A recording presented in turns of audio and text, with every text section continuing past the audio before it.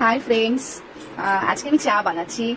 আমি অন্যদিন চা খাই না, কিন্তু আজকে কি মনে হলো চা খেতে ইচ্ছা করলো, সেই জন্য বসালাম। জলটা যখন একটু গরম হলো, তাতে আমি একটুখানি আদা থেতো করে দিলাম। আদাটা থেতো করে দিলে একটু ফ্লেভারটা ভালো আসে, আর শরীরের পক্ষেও খুব ভালো আদা দিয়ে চা খাওয়া।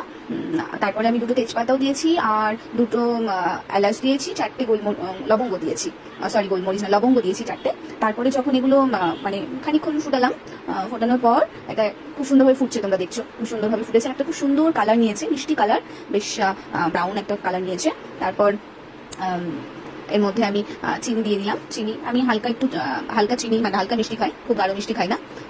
তারপর আমি একটু দেখলে আমি স্পুন দিয়ে একটুখানি নিয়ে চেক করলাম যে মিষ্টিটা ঠিক আছে কিনা। তারপর একটুখানি ফুটিয়ে, চিনি দেওয়ার পর একটুখানি ফুটিয়ে আমি চাপাতিটা দিয়ে দিলাম। চাপাতিটা দেওয়ার পর দেখেছো কেমন মানে কেমন জলটা মানে উঠে গেল, যেমন দুধ উঠছে যায় সেমন করে উঠে গেল। কালারটা দেখো কি সুন্দর একটা কালার।